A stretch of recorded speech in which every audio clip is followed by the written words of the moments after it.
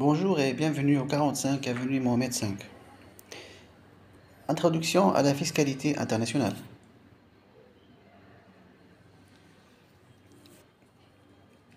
Bientôt, c'est l'épreuve de la fiscalité internationale. Ça serait au 6 février, lundi 2023, de 14 heures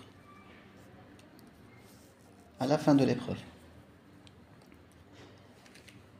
La charge fiscale supportée par l'entreprise est assise sur des éléments imposables par les services fiscaux, suivant les particularités des systèmes fiscaux de la juridiction fiscale de compétence dont elle relève. Toutefois, ces éléments imposables sont susceptibles dans certains cas d'entrer dans le champ de compétence de plusieurs juridictions fiscales nationales.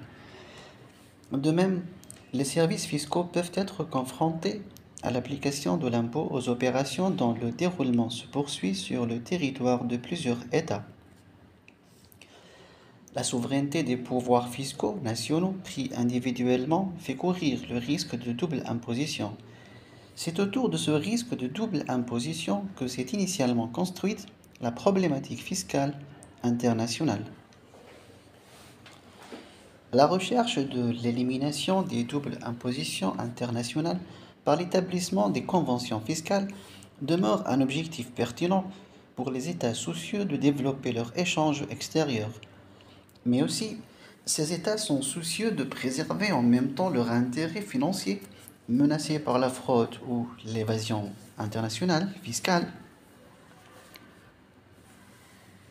et par un certain nombre d'objectifs économiques. Selon le professeur de droit public Jean-Pierre Jarnevic, le droit fiscal international est la branche du droit fiscal qui s'intéresse aux aspects internationaux de l'impôt. Rôle des conventions fiscales de non-double imposition dans la préservation de l'élimination des doubles impositions.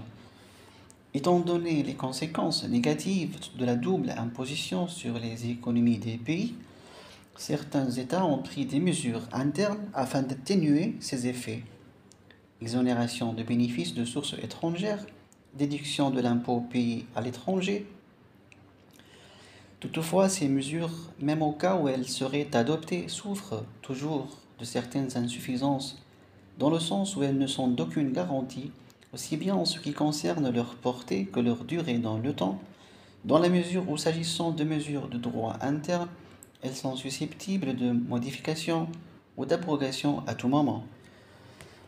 Ainsi, la suppression des obstacles que constitue la double imposition pour le développement des relations économiques entre les pays nécessite un cadre juridique stable, objectif qui ne peut être atteint et assuré que par des traités internationaux. Convention internationale de non-double imposition, du fait de leur force juridique supérieure à celle du droit interne. Problème posé par la double imposition internationale. La mondialisation de l'économie, caractérisée par une grande mobilité de capital et de revenus, a pour conséquence directe l'interaction des législations fiscales d'au moins deux États.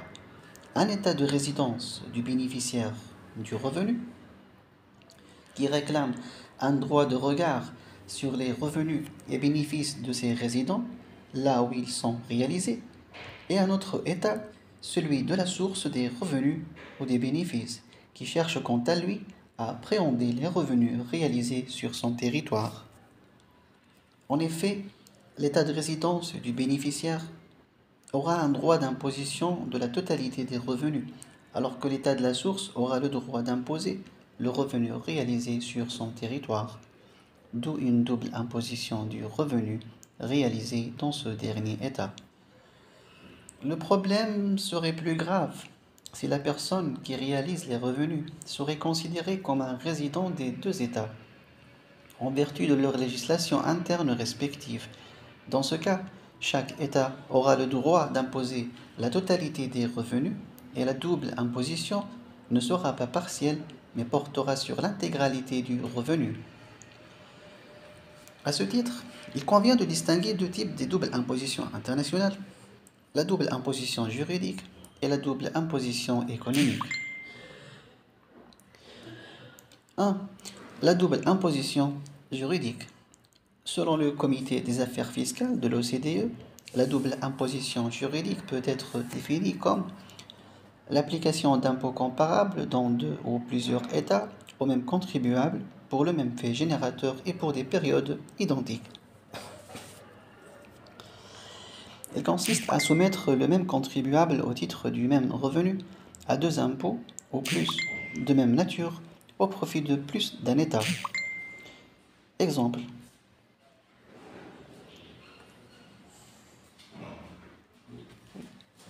Allez, merci. مدام اللي كنت عاد صدق لي صح.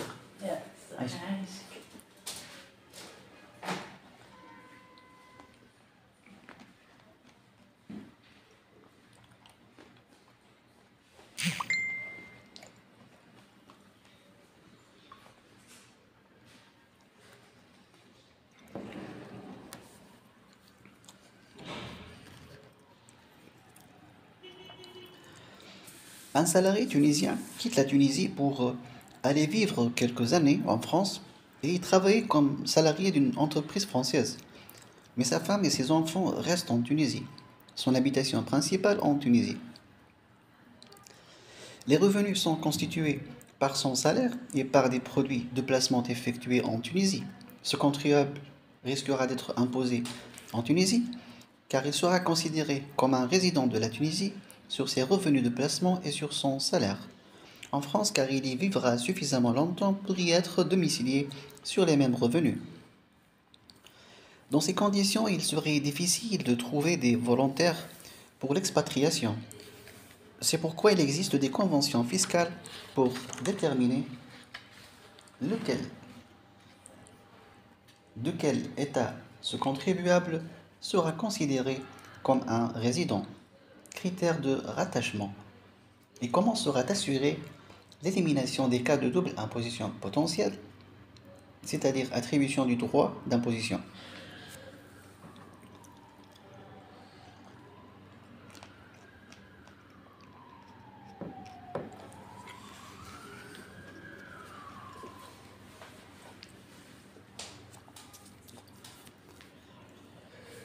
La double imposition économique. La double imposition économique consiste à soumettre deux personnes juridiquement distinctes à la même nature d'impôt dans plus d'un État, à raison du même revenu. Cette situation est beaucoup plus délicate à appréhender comparativement à la précédente, car elle met en jeu deux contribuables différents. À noter que des phénomènes de double imposition économique peuvent se produire au sein même des États. Par exemple, dividendes taxés au niveau de la société et au niveau du bénéficiaire. Néanmoins, la double imposition économique est plutôt considérée en matière de fiscalité internationale, comme résultant d'une situation dans laquelle deux sociétés d'États différents se versent des revenus, société mère et filiale par exemple, imposés dans les deux États lorsque le pays de la société versante refuse la déduction des sommes payées, alors que le pays de société bénéficiaire des revenus les inclut dans la base d'imposition. Exemple, une société tunisienne, filiale d'une société française, verse des redevances pour l'utilisation d'une marque de fabrique à la société française d'un montant égal à 15% du chiffre d'affaires réalisé par la société tunisienne au titre de l'exploitation en Tunisie de cette marque. Suite à un contrôle fiscal, le vérificateur des services fiscaux tunisiens a estimé que le taux de 15% est excessif et que, eu égard aux conditions d'exploitation et au manque d'originalité de la marque de fabrique, le taux des redevances devrait être fixé à 5%. Le vérificateur estime donc que le taux pratiqué est excessif et que cette situation est source d'un transfert de bénéfices de la Tunisie vers la France. Cela rappelle les prix de transfert. Le redressement en Tunisie est donc source d'une double imposition économique dès lors que les redevances sont excessives. 15%, moins 5%, 10% du chiffre d'affaires. Sont rejetées des charges déductibles en Tunisie, ce qui signifie qu'un impôt sur les sociétés doit être payé sur ce qui est considéré comme une distribution de bénéfices. Ont été soumis à l'impôt sur les sociétés en France, puisque pour la société mère, comme pour l'administration française, Ces sommes sont des produits d'exploitation à inclure dans les produits imposables. Contrairement au cas de double imposition juridique, la situation de double imposition économique ne peut être résolue que par voie d'accord amiable entre les États, tel que prévu par les conventions de non-double imposition.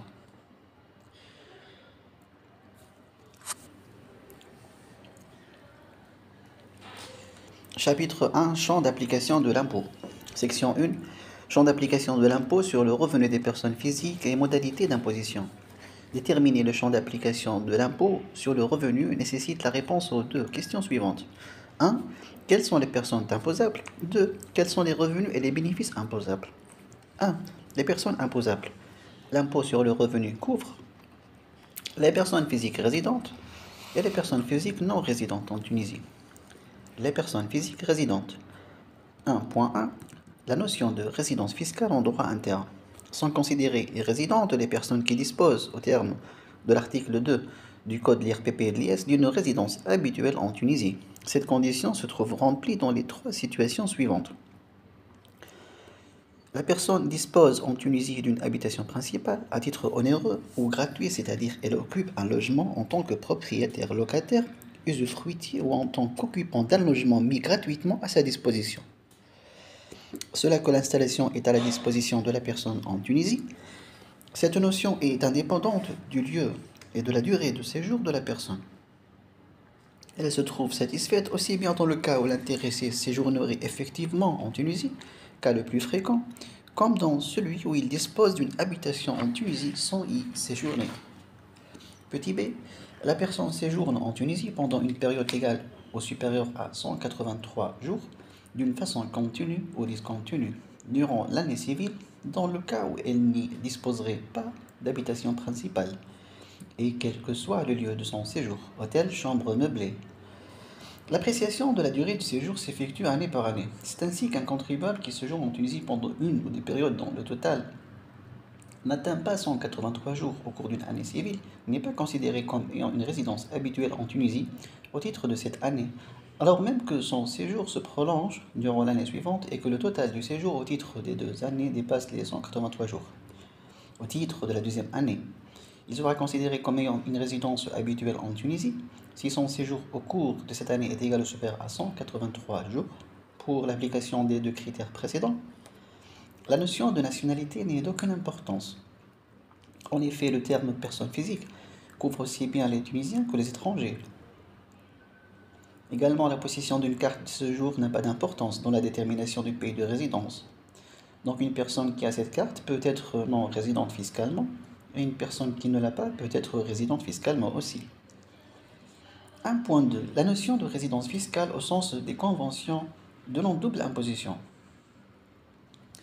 Lorsque par application simultanée des législations internes respectives de la Tunisie et d'un autre État signataire d'une convention de non-double imposition, une personne physique est considérée à la fois comme un résident des deux États, les conventions de non-double imposition règlent la situation en utilisant les critères suivants. Petit a, le critère du foyer d'habitation permanent. Les conventions de non-double imposition attribuent la qualité d'État de la résidence seulement à l'État où la personne concernée dispose de son foyer d'habitation permanent. La notion de foyer d'habitation permanent s'entend de tout lieu choisi par la personne physique pour sa résidence habituelle, maison ou appartement qui est la propriété de l'intéressé ou pris en location, chambre meublée. Mais la permanence de l'habitation est essentielle, ce qui signifie que l'intéressé fait le nécessaire pour avoir le logement à sa disposition en tout temps, d'une manière continue et pas occasionnellement pour effectuer un séjour qui, compte tenu des raisons qui l'ont motivé, est nécessairement lié à une courte durée, voyage d'agrément, voyage d'affaires, voyage d'études, stage dans une école, ce qui exclut donc les résidences utilisées même durablement pour des considérations d'affaires ou de travail. Donc, lorsqu'une personne physique est considérée comme un résident de Tunisie, du fait d'un séjour supérieur ou égal à 183 jours par année civile, et qui dispose de son foyer d'habitation permanent dans un autre État ayant conclu une convention de non-double imposition avec la Tunisie, cette personne sera considérée comme un résident seulement de cet autre État. Il en est de même pour une personne physique dont le foyer d'habitation permanent est situé à l'étranger, qui exploite personnellement en Tunisie d'une manière durable un commerce ou une industrie, mais qui garde son foyer d'habitation permanent dans l'état d'origine. Cette personne ne sera pas considérée, eu égard des conventions de non-double imposition, comme un résident de Tunisie, bien qu'elle soit considérée résidente en vertu de la législation interne tunisienne. Petit b. Le critère du centre des intérêts vitaux. Au cas où le critère du foyer d'habitation permanent ne peut être opérant pour déterminer l'état de la résidence, dans la mesure où une personne peut disposer d'un foyer d'habitation permanent dans chacun des deux états, conjoint et enfant, elle sera considérée comme un résident seulement de l'état où se trouve le centre de ses intérêts vitaux, c'est-à-dire l'état où sont situés ses liens personnels et économiques. D'après le commentaire du modèle de convention de l'OCDE, ce critère s'intéresse aux liens familiaux, parents, aux intérêts économiques, lieux à partir duquel les affaires sont administrées, et sociaux, lieux des activités sociales et politiques de l'intéressé. Si une personne qui a une habitation dans un État établit une deuxième habitation dans un autre État tout en conservant la première, le fait que l'intéressé conserve cette première habitation dans le milieu où il a toujours vécu, où il a travaillé, où qu'il garde sa famille, c'est bien, peut, avec d'autres éléments, contribuer à démontrer qu'il a conservé le centre de ses intérêts vitaux dans le premier état. Petit c, le critère du séjour habituel. Si la personne physique dispose d'un foyer d'habitation permanent dans les deux états, ou si elle ne dispose d'un foyer d'habitation permanent dans aucun d'entre eux, ou que l'état où est situé le centre des intérêts vitaux ne peut être déterminé, la personne physique sera considérée comme un résident seulement de l'état où elle séjourne habituellement, c'est-à-dire l'état où elle séjourne le plus, même dans des endroits différents. Petit d, le critère de la nationalité. Si les critères précédents s'avèrent inopérants ou insuffisants pour déterminer l'état de la résidence, la personne physique sera considérée alors comme un résident seulement de l'état dont elle possède la nationalité. Au cas où les critères précédents sont inopérants dans leur ensemble, les autorités compétentes des États contractants tranchent la question d'un commun accord pour rattacher, du point de vue résidence, la personne physique à l'un seulement des deux États dans le cadre d'un accord amiable. Par exemple, soit deux ingénieurs, un résident du Japon et un résident du Canada, qui ont exécuté en Tunisie un marché d'études pendant une période de 8 mois, au cours de l'année 2017. Leur foyer d'habitation se trouve dans leur pays respectif.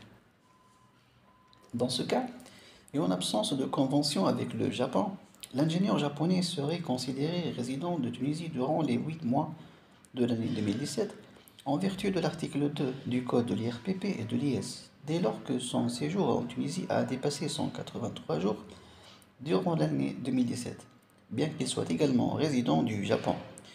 Il sera imposable au titre de cette période, selon le principe de résidence, soit sur son revenu global, conformément à la législation fiscale en vigueur.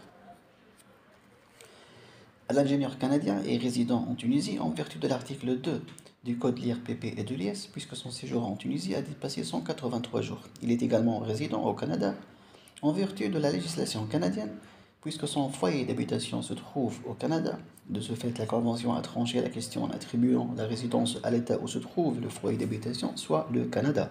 Sera donc imposable en Tunisie sur les seuls revenus de source tunisienne et dans les limites fixées par la Convention tuniso-canadienne. 2. Les revenus et les bénéfices imposables. Quelles sont les conséquences de la distinction entre résidents et non-résidents? Au niveau du revenu imposable, les résidents sont imposables sur la base du revenu mondial, alors que les non-résidents sont imposables sur la base du revenu de source tunisienne. Les modalités d'imposition peuvent différer. Imposition par voie de retenue à la source, imposition selon le barème de l'article 44 du Code de l'IRPP et de l'IS. 2.1. Les revenus imposables pour les résidents. Sous réserve des exonérations, principe. Les personnes physiques résidentes en Tunisie sont assujetties à l'impôt sur le revenu à raison de leur revenu net global, soit sur les revenus de source tunisienne et les revenus de source étrangère. Toutefois, lorsque les revenus de source étrangère ont subi l'impôt dans le pays de la source, ils ne font plus partie du revenu global imposable. L'article 36 du Code l'IRPP et de l'IS. Le revenu net global est constitué par la somme algébrique des résultats nets des différentes catégories de revenus. Les catégories de revenus sont classées en 7 catégories, à savoir les bénéfices industriels et commerciaux, BIC, les bénéfices de professions non commerciales, BNC, les bénéfices des exploitations agricoles et de pêche, les revenus de valeur mobilière et les revenus de capitaux mobiliers, les traitements, salaires, pensions et rentes viagères, les revenus fonciers et les revenus de sources étrangères non imposés à l'étranger. L'impôt sur le revenu est établi sur la base de la somme algébrique des résultats nets des différentes catégories de revenus et sous déduction des charges ci-après, lorsqu'elles n'entrent pas en compte pour l'évaluation de l'une des catégories de revenus. Les déductions se rapportent notamment aux primes payées par le souscripteur dans le cadre des contrats assurance-vie et des contrats de capitalisation dans la limite de 10 000 dinars par an, arrérage des rentes payées à titre obligatoire et gratuit, pension alimentaire payée à la divorcée, abattement pour situation et charges de famille. Pour chef de famille, conformément aux dispositions de l'article 54.1 de la loi de finances 2018, ce montant est relevé à 300 dinars pour les revenus réalisés à partir du 1er janvier 2019. Pour enfants à charge, la déduction est accordée au titre des enfants à charge dont l'âge ne dépasse pas 20 ans au 1er janvier de l'année d'imposition et relevé à 100 dinars pour les revenus réalisés à partir du 1er janvier 2019, et ce au titre de chaque enfant. Conformément aux dispositions de l'article 54.2 de la loi de finances 2018, la déduction supplémentaire au titre des 4 premiers enfants. Cependant, la déduction pour enfants à charge est portée à 1000 dinars par enfant poursuivant ses études supérieures sans bénéfice de bourse et âgé de moins de 25 ans au 1er janvier de l'année d'imposition, et ce, dans la limite des 4 premiers enfants à charge. 2000 dinars par enfant infirme, quel que soit son âge et son rang. Déduction pour parents à charge.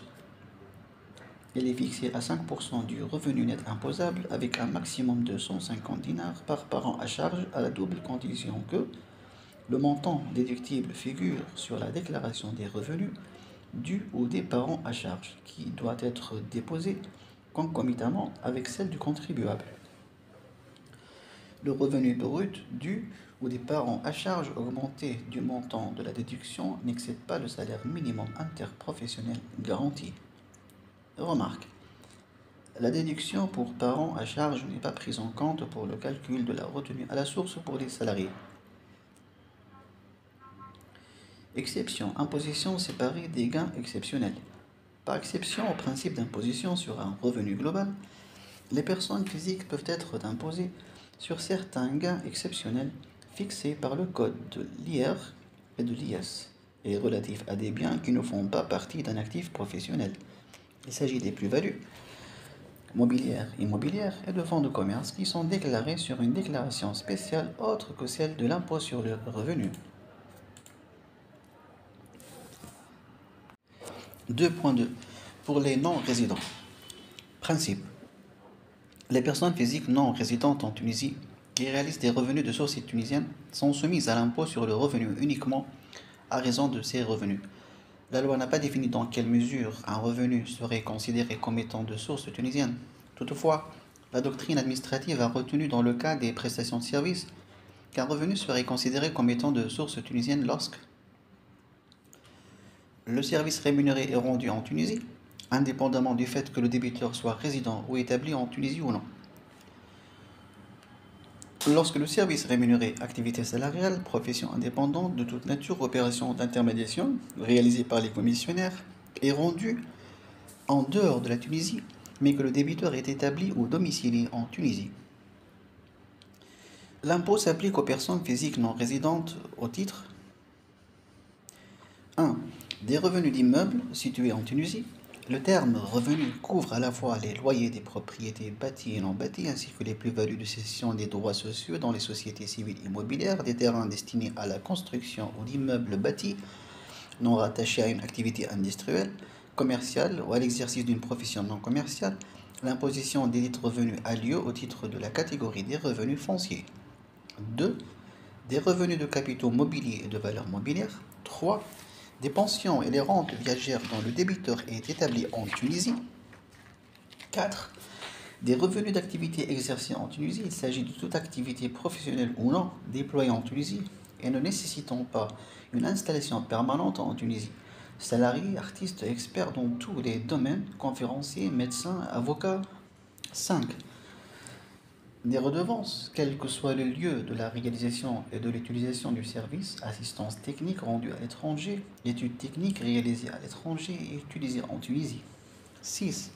Des revenus d'exploitation SIS en Tunisie. Il s'agit exclusivement des bénéfices réalisés en Tunisie dans le cadre d'une entreprise industrielle, commerciale, artisanale, agricole ou de profession non commerciale exploitée en Tunisie, ce qui suppose donc un certain degré de permanence en Tunisie. 7. Des bénéfices réalisés en Tunisie au titre d'opérations ponctuelles de courte durée ne nécessitant pas d'installation permanente en Tunisie, telles que les opérations temporaires de construction, routes, ponts, immeubles, parkings, tunnels, de montage ou de surveillance aussi rattachants. 8. Des revenus et bénéfices provenant de tous autres services rendus en Tunisie, services de maintenance et de réparation, indépendamment de la situation du débiteur, eu égard aux critères de la résidence et de l'établissement en Tunisie. 9. Des revenus et bénéfices provenant de tout autre service rendu à l'étranger, commission d'intermédiation, rémunération d'activité salariale, de profession indépendante, d'avocat, architecte, médecin, lorsque la rémunération correspondante est mise à la charge d'une personne établie ou domiciliée en Tunisie. 10.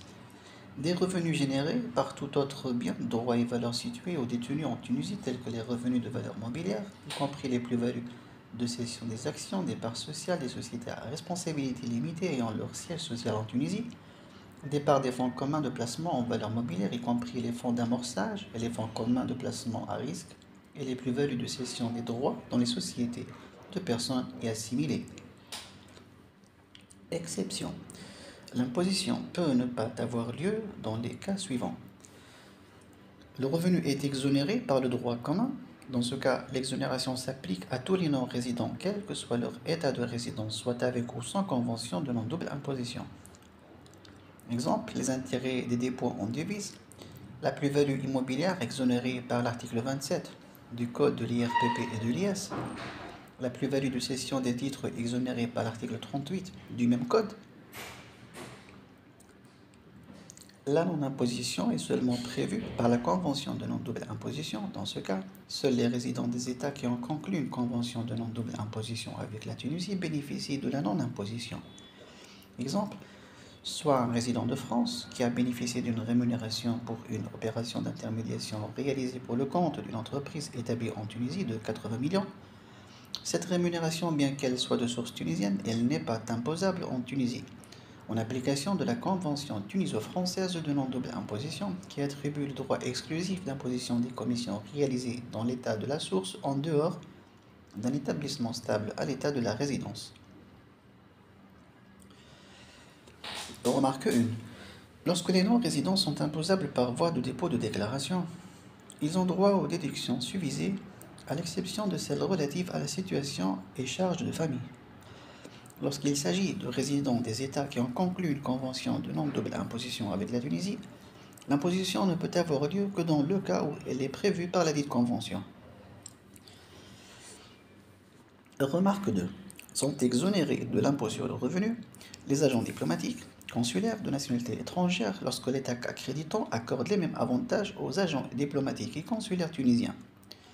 Lorsque les conditions d'exonération sont satisfaites, cette dernière ne porte que sur la rémunération officielle de l'agent ainsi que sur les revenus privés de sources étrangères. Les revenus privés de sources tunisiennes, tels que les revenus des propriétés bâties et non bâties, les revenus de capitaux mobiliers et les bénéfices d'exploitation SIS en Tunisie demeurent soumis à l'impôt sur le revenu dans les conditions de droit commun. L'exonération ne s'applique pas, notamment, aux diplomates de nationalité tunisienne exerçant leur activité en Tunisie au sein des organisations internationales ou régionales, aux personnes de nationalité tunisienne qui sont au service des missions diplomatiques des États étrangers et aux personnes de nationalité étrangère qui sont au service des missions diplomatiques des États étrangers mais n'ayant pas la qualité d'agent diplomatique ou consulaire. Section 2. Champ d'application de l'impôt sur les sociétés. Déterminer le champ d'application de l'impôt sur les sociétés nécessite la réponse aux 3 questions suivantes. Quelles sont les personnes imposables? Quels sont les revenus imposables? Et quels sont les bénéfices imposables? Grand 1. Les personnes imposables sont soumises à l'impôt sur les sociétés de capitaux, les personnes morales assimilées aux sociétés de capitaux, telles que les entreprises publiques, les organismes de l'État, des gouvernorats et des communes à caractère industriel et commercial, jouissant de l'autonomie financière, ainsi que les coopératives et leurs unions. Les sociétés à objet civil, agriculture, activités non commerciales, lorsqu'elles revêtent la forme de sociétés de capitaux, c'est-à-dire lorsque leur capital social est divisé en parts cessibles et négociables, dans le sens où les membres ont la liberté statutaire de céder leurs parts sociales. La responsabilité de leurs membres est limitée vis-à-vis des tiers à leur apport. La société n'est pas dissoute à cause du décès de l'un des associés. Les associations n'exerçant pas leur activité conformément au décret-loi numéro 2011-88. Les coparticipants des sociétés en participation, les membres des sociétés en participation sont personnellement soumis à l'impôt sur les sociétés, chacun pour sa part, dans les bénéfices sociaux. Les personnes morales non établies en Tunisie, et ce au titre des bénéfices de source tunisienne à l'exception des primes d'assurance rétrocédées et des primes d'assurance payées aux réassureurs non établis en Tunisie, sous réserve de réciprocité. Des intérêts des dépôts en devises ou en dinars convertibles, les rémunérations pour affrètement de navires, bateaux ou d'aéronefs, avions affectés au trafic international. Grand 2. Les bénéfices imposables. Pour déterminer les bénéfices imposables, le législateur tunisien a opté pour l'approche globale en ce qui concerne les personnes physiques. En ce qui concerne les personnes morales, il a opté pour l'approche territoriale, qui consiste à appréhender seulement les revenus et bénéfices réalisés sur le territoire national. En fait, d'après l'article 47 du Code de l'IRPP et de l'IS, l'IS n'est dû qu'au titre des seuls bénéfices réalisés dans le cadre d'entreprises exploitées en Tunisie et ceux dont l'imposition est attribuée en Tunisie par une convention fiscale de non-double imposition. 2.1. Bénéfices réalisés par les personnes morales ayant leur siège social en Tunisie. Une société ayant son siège social en Tunisie et dont l'activité est exercée en partie en Tunisie et en partie à l'étranger n'est soumise à l'impôt sur les sociétés que sur la base des seuls bénéfices réalisés par l'intermédiaire des exploitations établissements stables situés en Tunisie. L'existence d'un établissement stable à l'étranger est définie par référence à la législation de l'État où s'exerce l'activité et à la doctrine fiscale tunisienne ou par référence aux conventions de non-double imposition. Parallèlement à la non-imposition des bénéfices réalisés à l'étranger par l'intermédiaire de succursales, d'agences, de bureaux, les pertes subies dans le cadre de ces derniers, ainsi que toute autre charge y afférente, dont notamment une quote-part des frais généraux du siège social, ne sont pas déductibles pour la détermination du résultat fiscal du siège situé en Tunisie. L'expression bénéfices réalisés dans le cadre d'entreprises exploitées en Tunisie comprend à la fois les bénéfices réalisés en Tunisie, les bénéfices réalisés à l'étranger qui sont générés directement par l'intermédiaire des exploitations situées en Tunisie, tels que les revenus passifs, dividendes, intérêts, redevances, au cas où la société effectuerait des placements à l'étranger, participation dans le capital d'entreprises situées à l'étranger, placement de fonds à l'étranger, par prélèvement direct sur les fonds du siège situé en Tunisie, les revenus qui proviennent de l'étranger, dividendes, intérêts, plus-values de cession d'actions, sont imputables au siège situé en Tunisie et se trouvent de ce fait soumis à l'impôt sur les sociétés. Par contre, les dividendes réalisés par l'intermédiaire d'une succursale, d'une personne morale ayant son siège social en Tunisie, situés à l'étranger et dont les titres font partie de ces éléments d'actifs ne sont pas considérés comme réalisés dans le cadre d'entreprises exploitées en Tunisie et ne sont pas en conséquence soumis à l'impôt sur les sociétés. 2. Bénéfices réalisés en Tunisie par les entreprises ayant leur siège central en dehors de la Tunisie. En application des dispositions combinées des articles 45 et 47 du Code de l'IRPP et de l'IS, les entreprises dont le siège central est situé à l'étranger sont soumises à l'impôt sur les sociétés en Tunisie lorsqu'elles sont exploitées en Tunisie, c'est-à-dire lorsqu'elles y exercent leur activité, notamment dans le cadre d'un établissement stable ou y accomplissent un cycle commercial complet. Il en est ainsi, notamment lorsqu'une société établie à l'étranger commande un achat par téléphone fax auprès d'un fournisseur établi en Tunisie, à charge pour ce dernier de le faire livrer à un client établi en Tunisie. L'administration a retenu dans le cas d'une société résidente d'Irlande n'ayant pas de présence physique en Tunisie, qui achète des produits auprès d'un fournisseur établi en Tunisie, qu'elle revend à un autre client situé en Tunisie, que la société en question est considérée comme disposant d'un établissement stable. Ou ailleurs, ou encore qui fait produire par un tiers des biens en Tunisie, sous-traitance, pour les faire livrer à un client établi en Tunisie ou en dehors de la Tunisie, ou ne sont pas exploités en Tunisie, mais réalisent ou perçoivent des bénéfices de source tunisienne. Chapitre 2. Application, lecture et interprétation des conventions fiscales de non-double imposition. Les modèles de conventions de l'OCDE et de l'ONU. Grand 1. Définition d'une convention fiscale. Une convention fiscale de non-double imposition est un traité international conclu entre deux États ou plus. Une fois entrée en vigueur, une convention de non-double imposition a une valeur juridique supérieure à celle des lois internes.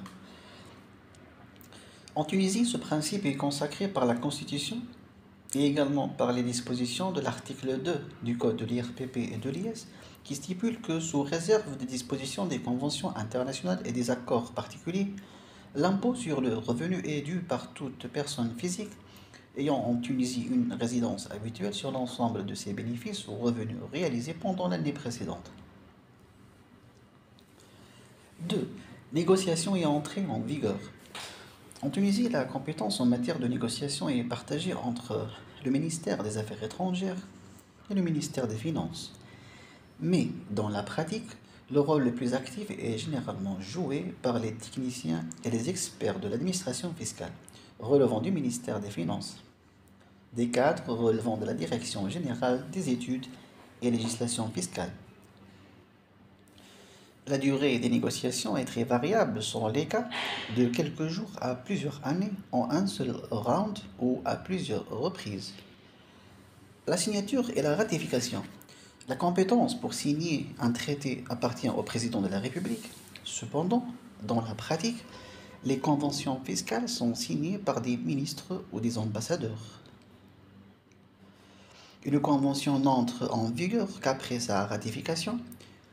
La ratification se fait par le vote d'une loi autorisant son approbation. Entrée en vigueur de la convention. Les conventions prévoient souvent la date de leur entrée en vigueur. À cet effet, les conventions renvoient aux règles de droit interne de chacun des deux États signataires, fixant la date d'entrée en vigueur. En Tunisie, une convention internationale n'entre en vigueur qu'après sa ratification et sa publication au journal officiel. Une des formules le plus souvent retenues consiste à fixer la date d'entrée en vigueur après la notification par chacune des parties de l'accomplissement des procédures internes prévues pour l'entrée en vigueur. Grand 3. Le réseau des conventions conclues par la Tunisie. À la date du 1er octobre 2019, la Tunisie dispose de 53 conventions en vigueur. La convention multilatérale de l'UMA, Union du Maghreb arabe, concerne les pays de l'Union du Maghreb arabe et remplace les conventions bilatérales signées avec les pays en question. Des pays arabes et islamiques, Égypte, Jordanie, Syrie, Liban, Sultanat d'Oman, l'Émirat arabe uni, le Qatar Yémen, Soudan, Koweït, Pakistan, l'Arabie Saoudite, le Liban, l'Égypte, presque tous les pays de l'Europe de l'Ouest, l'Angleterre, l'Autriche, Allemagne fédérale, Belgique, Danemark, Espagne, Portugal, France, Italie, Norvège, Suède, Luxembourg, les Pays-Bas, Suisse, Hongrie, Pays-Bas et Malte. Certains pays de l'Europe de l'Est, la Pologne, Roumanie, la République tchèque, Turquie, Serbie, Hongrie et la Grèce. Deux pays d'Amérique, les États-Unis et le Canada. Certains pays d'Asie, Corée du Sud, Indonésie, Chine, Iran, Vietnam, Pakistan.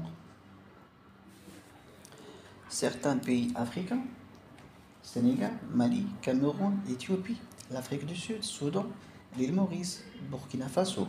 Cependant, les principaux partenaires économiques de la Tunisie absents dans ce réseau conventionnel tels que la Russie, la Finlande, Bulgarie, Brésil, Argentine, Mexique et le Japon. Il y en a d'autres. Grand 4. Présentation des conventions fiscales de non-double imposition. Le modèle de convention de l'OCDE commence par indiquer son champ d'application, personnes concernées et impôts visés par la convention, chapitre 1, et par définir certains termes, personnes, entreprises, sociétés nationales, chapitre 2. La partie la plus importante est constituée des chapitres 3 à 5 qui définissent les compétences de chacun des deux États contractants en matière d'imposition du revenu, bénéfices des entreprises, biens immobiliers, dividendes, intérêts, redevances et les modalités de suppression de la double imposition internationale.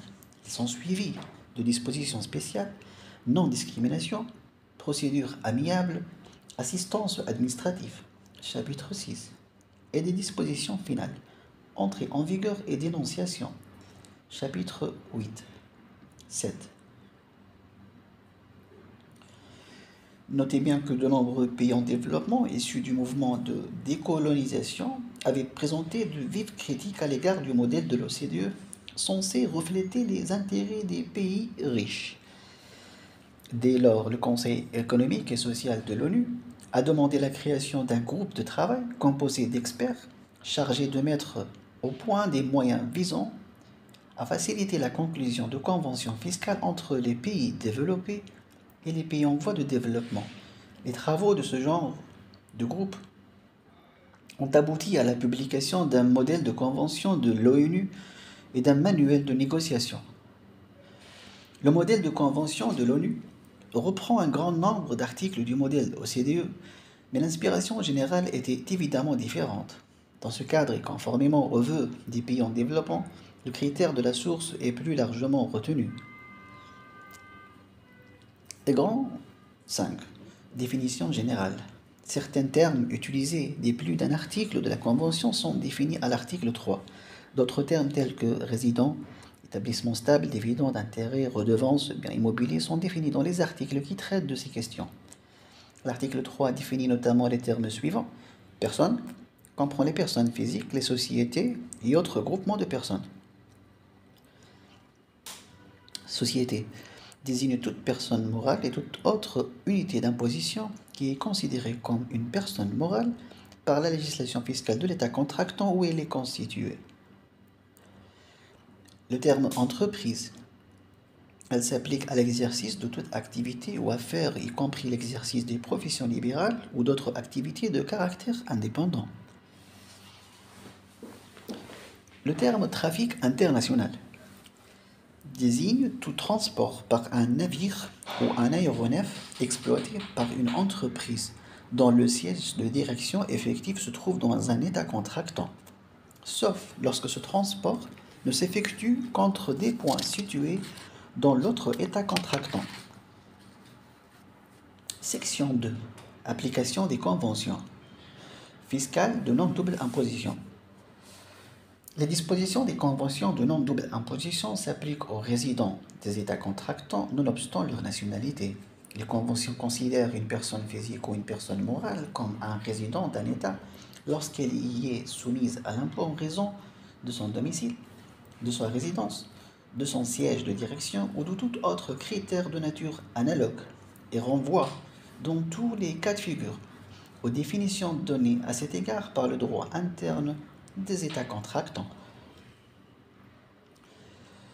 Donc l'expression résident d'un État contractant a été définie comme étant toute personne qui, en vertu de la législation du dit État, est assujettie à l'impôt dans cet État, c'est-à-dire qui est dans le champ d'application de l'impôt et est soumise aux obligations fiscales prévues par la législation en vigueur dans le dit État. En conséquence, ce terme couvre les personnes soumises effectivement au paiement de l'impôt dans l'État concerné, ainsi que celles qui en sont passibles, mais qui en sont exonérées ou bénéficient d'une déduction de leurs bénéfices pour une période déterminée. Prise de position de la DGELF, numéro 2515 du 10 septembre 2018. Retenez que la pièce maîtresse doit apporter un bénéficiaire de rémunération pour l'application de la convention et l'attestation de résidence fiscale. Section 3. Lecture des conventions. Parmi les expressions qu'on retrouve dans toutes les conventions de non-double imposition et presque au niveau de toutes les catégories de revenus, les expressions sont imposables dans cet État ou ne sont pas imposables que dans cet État. Lorsque l'expression sont imposables dans cet État est utilisée pour désigner l'État de la source, elle donne la priorité d'imposition à cet État, mais n'interdit pas à l'État de la résidence le droit d'imposer également les revenus considérés lorsque sa législation interne le permet. En effet, par définition, l'imposition pleine revient toujours à l'État de la résidence, et il n'est nullement question dans les conventions de non-double imposition de le priver de ce droit, sauf le cas d'interdiction expresse, alors que le droit d'imposition de l'État de la source est généralement limité aux revenus réalisés sur son territoire. Quant à l'expression ne sont imposables que dans cet État, elle attribue le droit exclusif d'imposition à un seul État et interdit en conséquence toute imposition à l'autre État. Propos des interprétations différentes des dispositions d'un même article d'une convention de non-double imposition que peuvent faire les administrations de chacun des États contractants. On notera qu'il ne peut exister un consensus général sur la même interprétation et qu'une interprétation d'une disposition donnée ou une prise de position quelconque par un État, y compris ses autorités judiciaires, n'engage pas l'autre État qui garde toute la liberté d'interpréter la même disposition autrement. D'ailleurs, toutes les conventions de non-double imposition elles-mêmes stipulent dans le cadre des définitions que pour l'application de la convention par un État contractant, toute expression qui n'est pas autrement clairement définie a le sens qui lui est attribué par la législation du dit État, régissant les impôts faisant l'objet de la convention, à moins que le contexte n'exige une interprétation différente. Cette rédaction, d'une part, et la différence des législations et des pratiques internes des États d'autre part, conduisent chacun des États à interpréter à sa manière les dispositions des conventions de non-double imposition, pourvu que l'interprétation qu'il en fait soit soutenable et ne contredise pas expressément le texte de la convention. Les États contractants sont libres d'interpréter à leur manière les dispositions d'une convention de non-double imposition, pourvu que l'interprétation soit soutenable et ne contredise pas expressément le texte de la convention. Toutefois, lorsque les dites conventions sont rédigées de la même manière que le texte original figurant dans l'un des modèles de convention de l'ONU ou de l'OCDE, on doit prendre en considération non seulement le texte de la convention, mais également l'esprit du texte qui figure dans les commentaires des modèles des conventions précitées. Sauf le cas où le point recherché n'est pas commenté ou encore lorsque le commentaire qui en est fait n'a pas tranché la question en faveur d'une solution déterminée.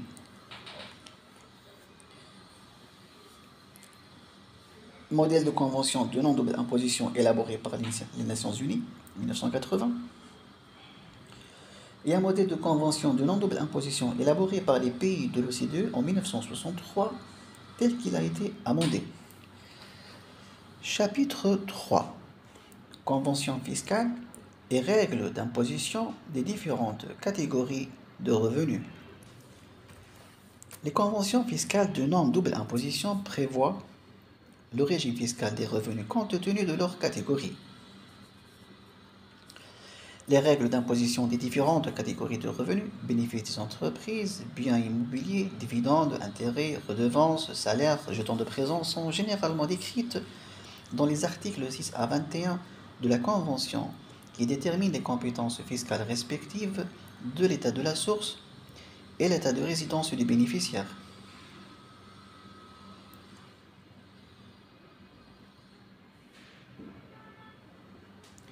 Section 1. Bénéfices des entreprises. L'article 7. Sous-section 1. Principe d'imposition des bénéfices des entreprises. Imposition sur la base du critère de l'établissement stable. Les bénéfices des entreprises sont réalisés par des exploitations individuelles ou des exploitations sous forme de société en ce qui concerne la généralité des bénéfices industriels et commerciaux. L'imposition des bénéfices des entreprises est généralement réglée par l'article 7 de la Convention. Elle repose sur le critère de l'établissement stable.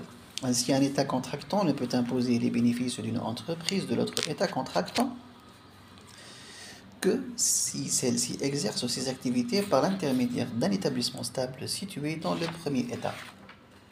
Donc, les conditions d'imposition au pays de la source se présentent comme suit. 1. Le bénéfice doit être réalisé sur son territoire.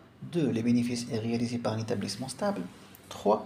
Le droit interne permet l'imposition, étant précisé que les intérêts, dividendes, redevances, gains en capital qui sont attribués à un établissement stable ou à une base fixe ne sont imposables que dans l'État où est située cette base fixe ou cet établissement stable conformément aux lois internes des États contractants, et ce même si le paiement a lieu après la cessation de l'activité de la base fixe ou de l'établissement stable. Second, notion d'établissement stable. Définition générale de la notion d'établissement stable. L'établissement stable est défini comme étant toute installation fixe d'affaires par l'intermédiaire de laquelle l'entreprise exerce tout ou partie de son activité. Commentant cette définition, le modèle de convention de l'OCDE a retenu les conditions suivantes comme caractérisant l'existence d'un établissement stable, à savoir l'existence d'une installation d'affaires. Les caractéristiques de l'installation d'affaires varient d'une entreprise à une autre en fonction de la nature des activités exercées. Il peut s'agir d'un local pour certaines entreprises, d'un terrain ou même d'un matériel ou d'équipement pour d'autres entreprises. La fixité de l'installation d'affaires. Le commentaire du modèle de la convention de l'OCDE stipule que l'installation d'affaires doit être établie dans un lieu précis et fixe avec un certain degré de permanence. Le commentaire écarte expressément de la notion d'établissement stable les installations d'affaires à caractère purement temporaire. L'exercice de l'activité de l'entreprise par l'intermédiaire de l'installation fixe d'affaires. L'exercice d'une partie ou de la totalité de l'activité de l'entreprise par l'intermédiaire de l'installation fixe d'affaires s'entend en termes de réalisation de l'objet de l'entreprise directement ou indirectement, ce qui permet d'appréhender les installations directement productives, les installations non productives directement mais qui conditionnent l'existence et le développement de l'entreprise. La notion d'établissement stable, telle que définie par les conventions de non-double imposition conclues par la Tunisie, couvre notamment un siège de direction, une succursale, une agence, un bureau, une usine, un atelier, une mine, une carrière, un puits de pétrole ou de gaz ou tout autre lieu d'extraction de ressources naturelles. Les conventions ont également cité des exploitations et opérations considérées comme établissements stables après satisfaction de certaines conditions, bien que ne répondant pas aux conditions matérielles d'existence d'un établissement stable aux fins d'imposition, et d'autres exploitations ne constituant pas dans tous les cas des établissements stables. L'exploitation considérée comme établissement stable après satisfaction de certaines conditions. Chantier de construction, opération de montage, activité de surveillance s'y rattachant. Petit a, définition. L'expression construction couvre la construction de bâtiments, de routes, de ponts, de canaux, la pose de conduite ainsi que le terrassement et le dragage. Tajrif. Les opérations de surveillance sont définies comme étant les opérations de contrôle technique, contrôle de la qualité, conformité d'exécution avec les plans préétablis. Critères d'imposition. Chantier de construction. La position des chantiers de construction dans le pays d'exécution obéit à une condition de durée. Seuls les chantiers dont la durée d'exécution excède une certaine période sont considérés comme des établissements stables. Les opérations temporaires de montage, activités de surveillance s'y rattachant sont imposables dans l'état dans lequel elles sont réalisées lorsque leur exécution dépasse une certaine durée, ou lorsque leur durée excède une certaine période et que les frais de montage ou de surveillance dépassent un pourcentage généralement fixé à 10% du prix des machines ou d'équipements vendus à l'occasion de la réalisation de ces opérations ou activités. Petit c. Le décompte des jours d'activité d'un chantier. Le décompte des jours d'activité du chantier obéit aux règles suivantes. La période commence à courir à partir de la date du commencement des travaux, des opérations de montage ou des activités de surveillance s'y rattachant, y compris les travaux préparatoires, jusqu'à ce que ces travaux ou opérations ou activités soient terminés, et ce même dans le cas où la période de 6 mois chevauche sur 2 années. Le point de départ du chantier est constitué par la date à partir de laquelle l'entrepreneur commence son activité, même s'il ne s'agit que des travaux préparatoires ou préliminaires. La date de clôture du chantier, le chantier continue d'exister jusqu'à ce que les travaux soient terminés ou définitivement abandonnés. L'achèvement total des travaux est généralement matérialisé par un PV, procès-verbal de réception définitive. Les interruptions, pour quelque motif que ce soit, saisonnières, momentanées, entrent dans le calcul de la période de 6 mois. Le temps passé par chaque sous-traitant doit être considéré comme temps consacré par l'entreprise au marché et pris ainsi en considération pour la détermination de la période. Lorsqu'un chantier est prévu initialement pour une période inférieure à celle fixée par une convention de non-double imposition, qui pour une raison quelconque sera interrompue pendant un certain temps, pénurie de matériaux, mauvais temps, de façon à ce que l'achèvement du projet n'ait lieu qu'au-delà de la période fixée par la convention de non-double imposition, sera considéré comme un cas d'établissement stable. Il ne faut pas tenir compte du temps que l'entreprise a déjà passé pour l'exécution d'autres marchés qui n'ont aucun lien avec le marché concerné. L'appréciation de la durée doit être faite séparément pour chaque chantier. Toutefois, lorsqu'il est démontré qu'un même contrat est fragmenté entre plusieurs contrats complémentaires exécutés par la même personne ou par plusieurs entreprises dépendantes, au fin d'éviter l'existence d'un établissement stable. L'état de la source peut valablement rattacher l'ensemble des contrats et en conséquence l'ensemble des revenus à un seul contrat. Lorsqu'on est en présence de plusieurs installations et au chantier, chaque installation ou chantier est considérée séparément pour les besoins de l'appréciation de l'existence ou non d'un établissement stable, et ce sous réserve du principe de la force attractive qu'on étudiera plus loin. Exemple 1. Une société non résidente a remporté un appel d'offres international pour la construction d'un barrage en Tunisie. Elle a signé 2 contrats. Un contrat relatif au génie civil qui va durer 15 mois, un contrat relatif à l'électricité qui va durer 5 mois. La société est résidente d'un État avec lequel la Tunisie a signé une convention de non-double imposition qui considère pour un chantier de construction qu'il y a établissement stable si la durée des travaux dépasse 12 mois. C'est le même chantier, la même société d'exécution des 2 composants du chantier et du même contrat puisqu'il s'agit d'un seul appel d'offres, donc la fragmentation du contrat est artificielle, d'où la société non résidente est considérée comme établie pour une durée de 15 plus 5 mois. Si on suppose que les 2 contrats précités sont exécutés par 2 sociétés dépendantes, la dépendance peut être juridique ou économique. Et on parle de dépendance économique lorsque la survie d'une entreprise filiale dépend d'une autre entreprise, telle que mère et filiale. On considère également qu'il y a un établissement stable. Exemple 2. On suppose que la société qui va exécuter le composant du génie civil a en parallèle 2 autres chantiers en Tunisie. Un chantier relatif à la construction d'une route qui va durer 11 mois, un chantier relatif à la construction d'une autoroute qui va durer 10 mois. Alors, est-ce qu'on fait le cumul des périodes des contrats pour estimer s'il y a un établissement stable? Et sinon, la société non résidente serait-elle considérée établie pour l'ensemble de ces contrats? Au régime conventionnel, on calcule la durée contrat par contrat. Donc la société est considérée comme établie uniquement pour le barrage et imposable dans les conditions du droit commun au titre des seuls bénéfices en provenant sous réserve de l'application des principes de la force attractive. Si la société détient une seule comptabilité pour l'ensemble de ses travaux, il y a une partie des charges des deux autres chantiers qui sera considérée non déductible. Par contre, en droit interne, tous les contrats sont considérés des établissements stables. Et dans le cas d'entreprises non résidentes disposant de plus d'un établissement stable en Tunisie, le résultat fiscal est déterminé compte tenu des opérations réalisées par tous les établissements s'agissant d'une seule et unique entité. Une seule déclaration d'impôt sur les sociétés sera établie et déposée à la recette des finances de l'établissement stable principal, c'est-à-dire celui qui réalise le plus gros chiffre d'affaires en Tunisie.